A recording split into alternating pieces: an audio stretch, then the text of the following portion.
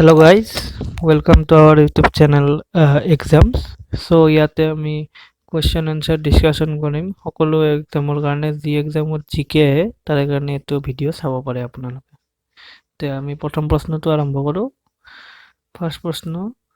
which of the following country not having common border with India কোনখন দেশৰ ইয়াৰে নিম্নলিখিত কোনখন দেশৰ ইণ্ডিয়াৰ লগত কমন বৰ্ডাৰ শ্বেয়াৰ নকৰে এনসাৰ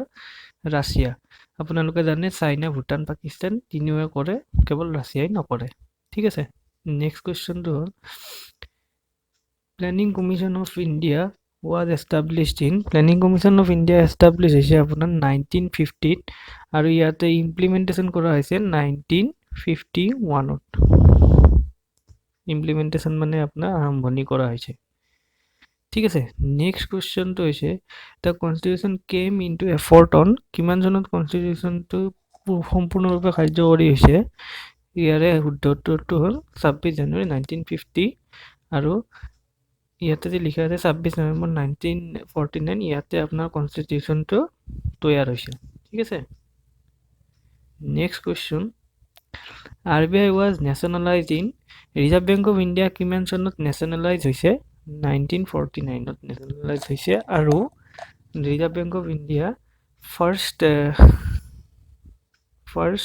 এপ্ৰিল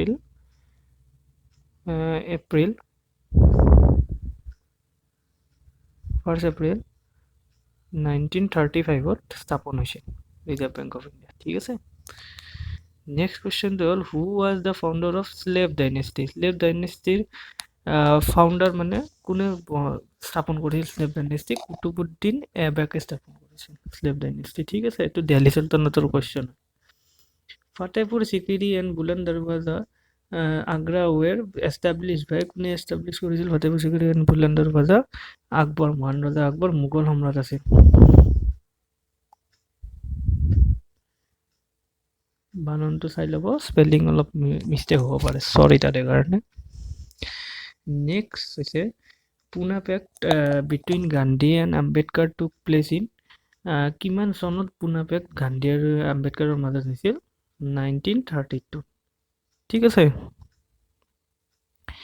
নেক্সট কুৱেশ্যন হৈছে ৰাইট টু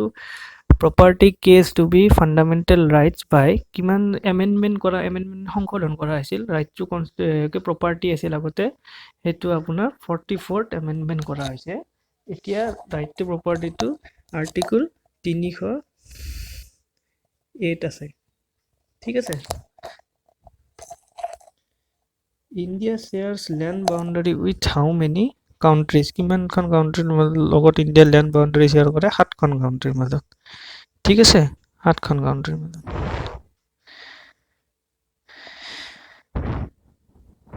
নেক্সট কুৱেশ্যনটো হৈছে the time difference between IST and GMT IST মানে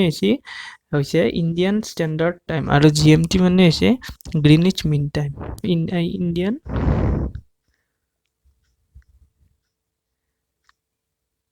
standard time and GMT Greenwich mean time কিমান ডিফাৰেঞ্চ হৈছে এই দুটাৰ মাজত 5 ঘণ্টা 30 মিনিটৰ ডিফাৰেঞ্চ থাকে মনত ৰাখিব 5 ঘণ্টা 30 মিনিটৰ ডিফাৰেঞ্চ থাকে ইণ্ডিয়ান ষ্টেণ্ডাৰ্ড টাইম আৰু গ্ৰীনিচ মিন টাইমৰ মাজত ঠিক আছে